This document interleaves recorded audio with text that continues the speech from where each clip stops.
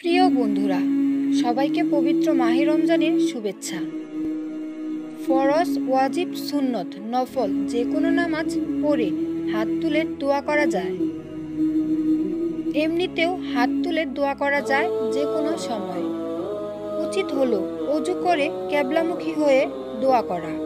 হাদিসে আছে, এক সাহাবীর জন্য দোয়া করতে রাসূল সাল্লাল্লাহু আলাইহি ওয়াসাল্লাম পানি আনতে বললেন এবং অজু করলেন।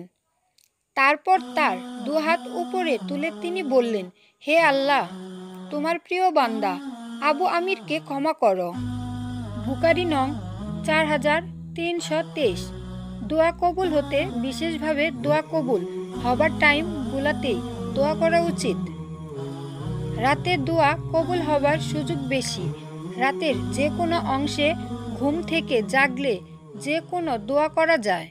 রাসূল সাল্লাল্লাহু আলাইহি সাল্লাম বলেছেন, কোনো ব্যক্তি রাতে ঘুম থেকে জেগে এই দোয়া পড়লে, লা ইলাহা ইল্লাল্লাহু ওয়াহদাহু লা শারীকা লাহু লাহুল মুলকু ওয়াল হামদু ওয়া লাহু আলা কুল্লি শাইইন কাদির ওয়া সুবহানাল্লাহি ওয়ালহামদুলিল্লাহি ওয়া লা ইলাহা ইল্লাল্লাহু ওয়াল্লাহুল আকবার ওয়া লা হাওলা ওয়া লা কুওয়াতা ইল্লা বিল্লাহ।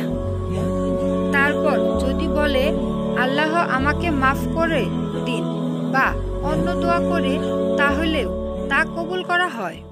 সহিহ বুখারী নং 1087। রাতের সবচেয়ে পাওয়ারফুল টাইম হচ্ছে রাতের শেষ ভাগ।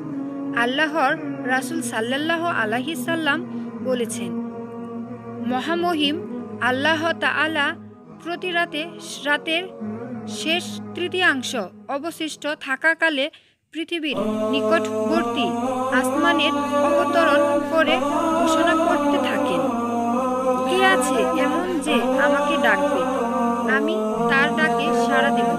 কে আছে এমন যে আমার নিকট চাইবে, আমি তাকে তা দিব। কে আছে এমন আমার নিকট ক্ষমা চাইবে, আমি তাকে ক্ষমা করব। বুখারী মুসলিম।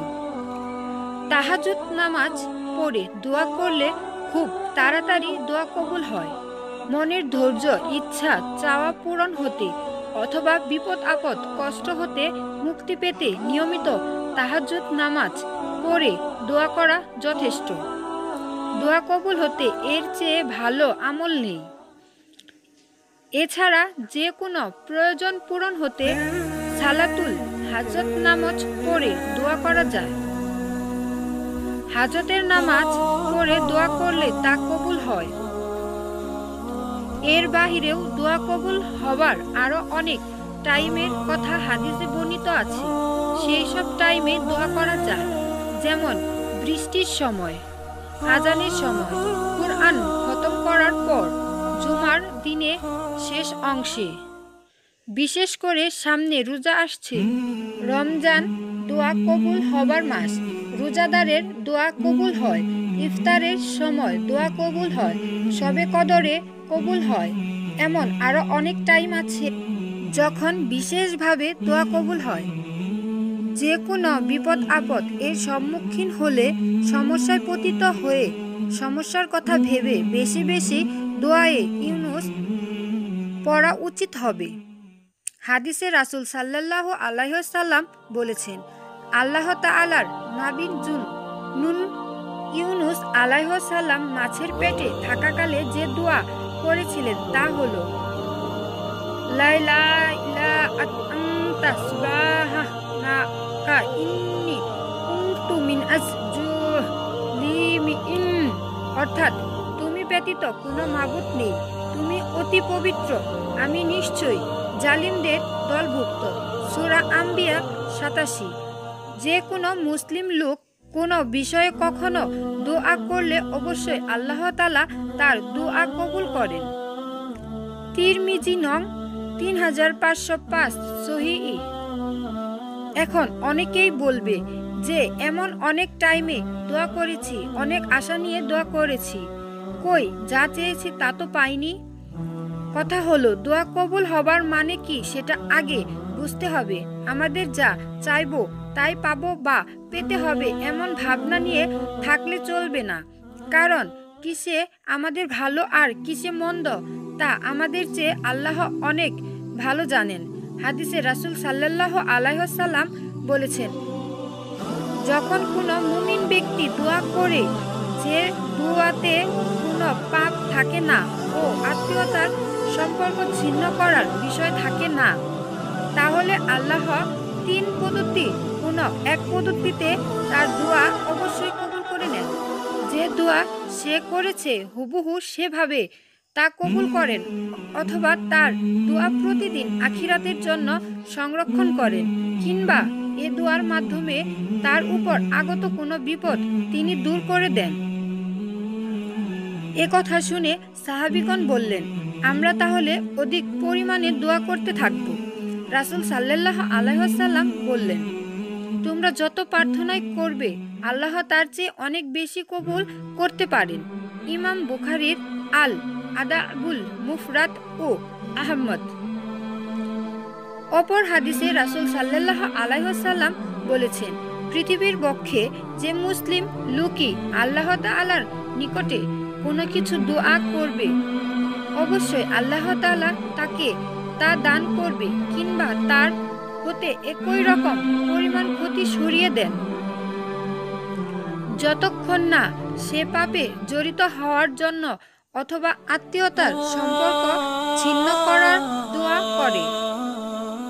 সমবেত ব্যক্তিদের একজন বলল, তাহলে আমরা অত্যধিক দোয়া করতে পারি? তিনি বললেন, আল্লাহ তাআলা তার চাইতেও বেশি কবুলকারী। তিরমিজি নং 3573 হাসান। এই 2 হাদিসে স্পষ্টভাবে বলা হয়েছে, কোনো মুসলিম ব্যক্তি দোয়া কখনো বৃথা যায় না, তা কবুল হয়। কিন্তু কবুল হবার মানে যা চাওয়া হয়েছে তাই পাওয়া না। ভাবুন, আপনি যা চাইছেন তার চেয়ে উত্তম কিছু যদি তিনি দেন তাহলে কি ভালো না? আপনি যা চাইছেন তা আপনার জন্য কল্যাণকর না হলেও তা না দেওয়াই কি ভালো না? আপনি যা চাইছেন তার বদলে সামনে থাকা কোনো বড় বিপদ যদি আল্লাহ হটিয়ে দেন তাহলে তা কি ভালো না? আমরা নিজেদের ভালো কি সেটাই না বুঝে অনেক কিছু ভেবে বসে থাকি। আল্লাহ আমাদের খারাপ চাইবেন না তা আমরা কেন ভুলে যাই? আল্লাহ অনেক দয়ালু, তিনি আমাদের প্রিয়জনদের চেয়ে অনেক বেশি ভালোবাসেন। আমাদের চাওয়ার পরেও তিনি যা দিবেন না তাতে নিশ্চয়ই কোনো না কোনো হিকমত আছে, আমাদের কল্যাণ আছে। এটা আমাদের বুঝে না আসতেই পারি, জাস্ট এটা বুঝতে হবে যে আল্লাহ ন্যায় বিচারক, তিনি অবশ্যই আমার ভালো চান। সো তার উপর পূর্ণ আস্থা ভরসা রাখতে হবে এবং তার আনুগত্য করতে হবে। যে যত বেশি দিনদার হতে পারে সে তত বেশি আল্লাহর উপর ভরসা করতে পারে। যে ব্যক্তি আল্লাহর উপর ভরসা করে তার জন্য তিনি যথেষ্টই। আল্লাহ তার কাজ পূর্ণ করবেন। আত তাল আক